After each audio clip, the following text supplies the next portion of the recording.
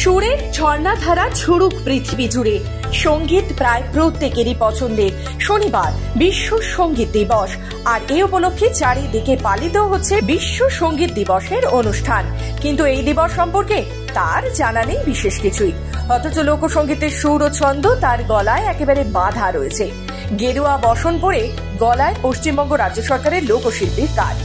কাকদ্বীপের পশ্চিম BRAC চকের বাসিন্দা লালু খান হয়ে ওঠেন লালন খ্যাপা, আর দিনের বেলায় সেই লালুকে দেখা যায় রাজমিস্ত্রির জোগাড়ের কাজ করতে, কখনো আবার তিনি ভ্যানও চালান। সঙ্গে 2-3 মাস কাজ করছে, গলা ভালো, গান করে ভালো, আর অভাবের তাড়নায় উনি এসছে কাজে।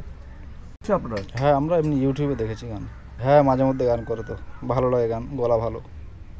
অভাবের কারণে সংসারে তিনি একমাত্র রোজগেরে।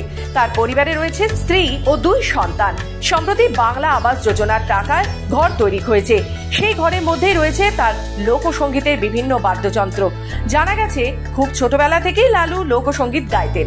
গুরুজি বলতে তেমন কেউ ছিলেন না, রেডিওতে লালন ফকিরের গান শুনে শুনেই শেখা। আমাদের দেখা ও গান করে আপনার বাচ্চাবেলা থেকে, ওই 10-15 বছর থেকেই গান করে। বিভিন্ন গান করতে করতে করতে বাউলে চলে এসে এবারে বাউল সুরে যেখানে বিভিন্ন ডাক পড়ে সেখানে গান করতে যায়। ছোটবেলায় লক্ষ্মীকান্তপুরের লোকাল ট্রেন ও নামখানার খেয়াঘাটের যাত্রীদের গান শুনিয়ে রোজগার করতেন। একটু বড় হতেই নিজের চেষ্টায় একতারা ও ঘোমক বাজানো শিখেছেন। এখনো প্রতিটি মঞ্চে তিনি একতারা ও ঘোমক বাজিয়ে গান করেন। বর্তমানে রাজ্য সরকারের লোকশিল্পীর খাতাতেও নাম জ্বলজ্বল করছে তার, কারণ তিনি হলেন এই অঞ্চলের জনপ্রিয় শিল্পী লালন খ্যাপা। তার সুরেলা কণ্ঠে মেতে ওঠেন হাজার হাজার দর্শক।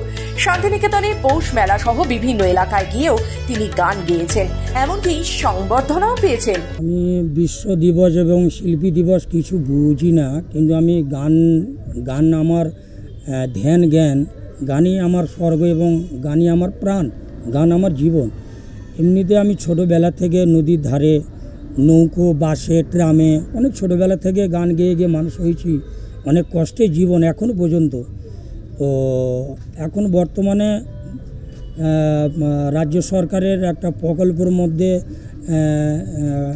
একটা শিল্পী ভাতা এবং পরিচয়পত্র পেয়েছি, শিল্পী কার্ড পেয়েছি। আমি ওনাদের মধ্যে একজন শিল্পী আছি, সরকারি শিল্পীর মধ্যে।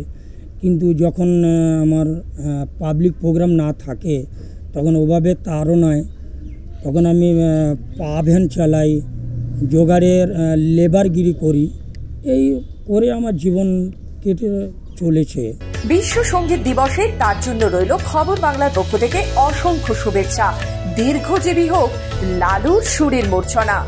দক্ষিণ 24 পরগনা থেকে রবীন দাসের রিপোর্ট, খবর বাংলা।